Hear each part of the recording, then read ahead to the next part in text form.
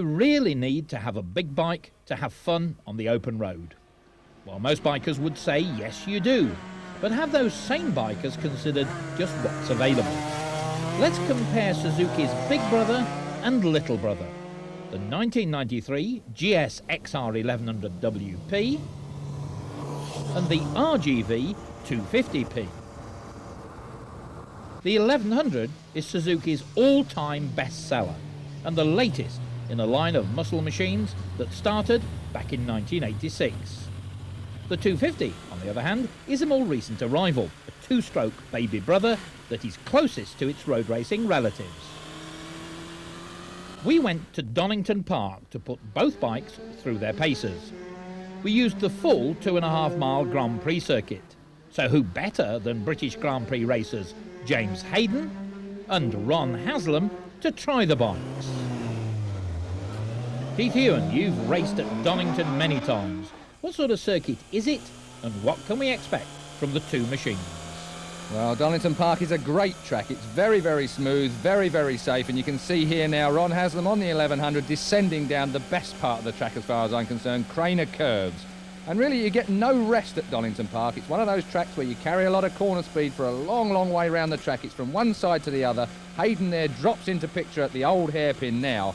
And the 250 I would expect to be a lot better through this particular section of the course. It carries, as I say, a 250 will carry more corner speed than the big 1100. Ron Haslam will have his work cut out to stay in front of the youngster around this particular part of the track. The 250 will be more nimble on the brakes. Will probably be able to stay on the power through the turns a little bit better than the big wiggly 1100. You can see they're getting a bit of a shake through McLean's up the hill now towards Coppice, but look at that, the 1100 power right up the inside there of Hayden. So the 250 obviously a bit short on horses around a racetrack.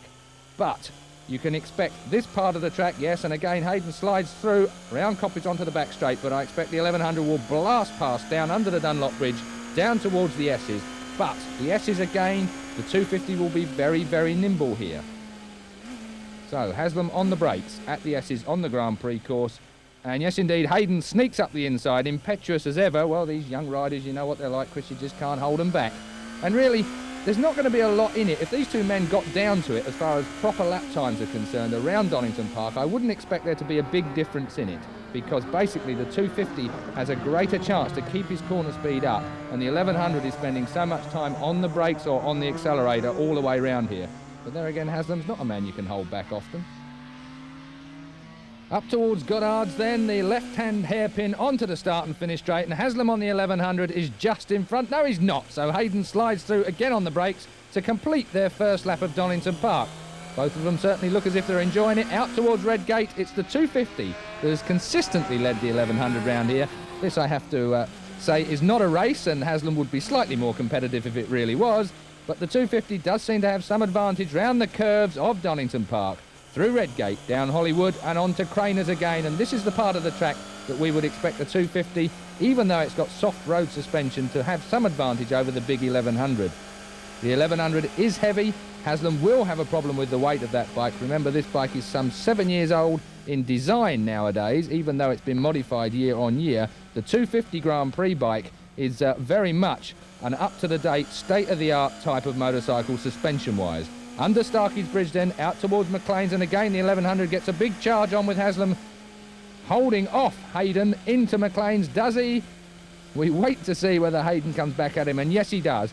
Well, that's what I think of Donington Park, Chris, and really it is a great track for two great bikes. Well, that is how Keith sees it. What about Grand Prix hero Ron Haslam? Well, it's been a long while since I've been on a four-stroke, and at Donington Park, my local circuit, it's really nice to get back on one. So I used to do a lot of production racing when I first started, but to get on this, it's they've come on so much now since then, and they're much better to ride, even though they're really heavy compared to a racing bike, but they've got the power to it as well. You know, it's really strong. A little bit hard to get through the chicanes with the weight being so heavy, but barring that, it's really good.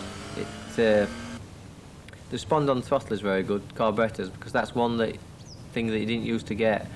As soon as you get a road bike and you try to make it go fast, you actually get a real bad respond on the throttle. But this is really smooth, and it lets you put the power down nice and hard.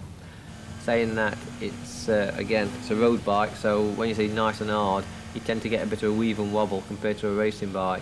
But actually fun to ride, and you know, on the track it's really enjoyment. British Grand Prix wildcard entry James Hayden has little experience of four-strokes, but he has a lot of racing miles on two-strokes. It's obviously a lot different to the racing 250, but it handles really nicely, and it's quite a nimble little machine in tight stuff. The suspension is maybe a bit softer on the circuit, but that's obviously because it's set up for the road. The brakes are really good on it, stops nicely, and yeah, it's good. It's good. The acceleration is a bit rich maybe on the bottom, just on the power, but once again it's set up for the road. But it's got quite a nice bit of punch when it comes in, and it pulls quite strongly. I think on a nice tight twisty road you can stick with a lot of the big bikes, because it's so light, you're so able to like move it and put it on the line you want. If you want to pull a bit tighter you can just peel it in a bit more, put it on your knee and just ease a bit tighter. But no, they're a good little bike, and I thought not too big and quite fun. But who will ride these bikes on the racetrack? What we really need to know is how they both go on the road. Let's examine the RGV 250P. Just when you thought the 250s had died, taken over by the 400 four-strokes, along comes the fastest 250 stroker ever. It is the fastest 250 stroker ever, Chris, and 60 bhp, as this bike chucks out, used to be the kind of horsepower you would expect from a proper out-and-out Grand Prix race bike just a few years ago. So with 139 kilos being the weight of the bike, it really is quite a potent package. Great motorcycle to ride. And it looks good too. It looks like it's come from a GP type of motorcycle. It looks like it's descended from a Grand Prix bike. It's filtered through the Grand Prix bikes onto the road, and it feels that way. A bike then not far short of an out-and-out racer. But what about all those initials? As a BOF, that's a boring old fart, Keith, can you explain them all? It's the way you tell them, Chris, and certainly it is a very strange phenomena. It's written all over this motorbike, SAPC, I think that stands for Suzuki Advanced Power Control. AETC2 is Automatic Exhaust Timing Control, and MDIS, a multiple digit ignition system. Well, that's certainly something that should keep our OWNRP, that's overweight non-riding person, amused anyway. OK, Huewen, back to the engine. It's quite a motor, isn't it? 90-degree V-twin, that in itself I would say is quite radical as far as the road's concerned. Great to look at.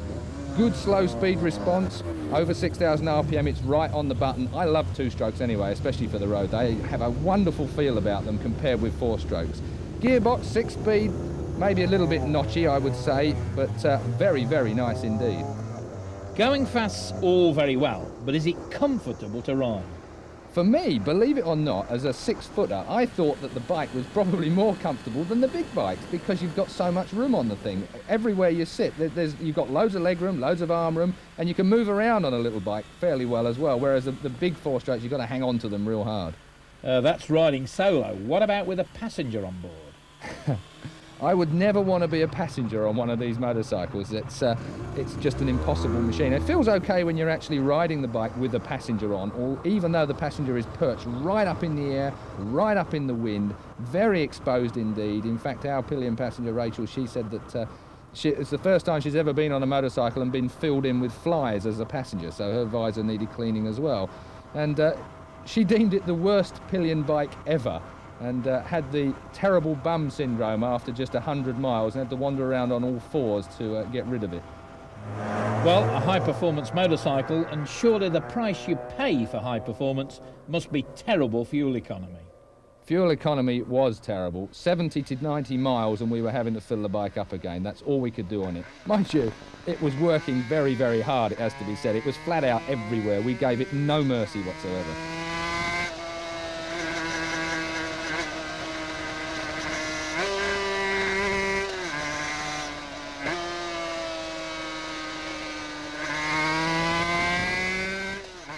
So, it's super fast and thirsty, but does it stop? With just 139 kilos and twin 300mm discs on the front with 4-pot calipers, this thing absolutely stops on a sixpence, if you can remember them, Chris. Superb is the only word for it. Remember sixpencers? I've got a pot full. What about the handling on the RGV? I thought that the RGV was a good handling motorcycle, but it's been set up for the road and they've really overdone it. It's too soft, it's underdamped as far as I'm concerned. It took a bit of the sparkle away from the bike on the road. James Hayden, I think, mentioned on the track that it felt too soft. Well, really on the road it felt even softer to me. I didn't like it at all as far as that was concerned, and I would have to modify the suspension slightly to suit me. And I'm not overly heavy. Well, new for 93 is the new style bridge-type swinging arm. Yes, that's a bit of a political wrangling going on here, I think, with another manufacturer regarding the style of swinging arms, and so Suzuki have changed to the bridge-style one, which works very well. I defy anybody on the road to really be able to feel any difference. So, it's light and fast, 130 miles an hour, and weighs just 139 kilos. Does that make it a great bike, Keith? I think it's one of those bikes that I would always want to have in my stable. If you can find a good 250 road bike in the stable, there are certain days, summer days, where you can blast around tight lanes.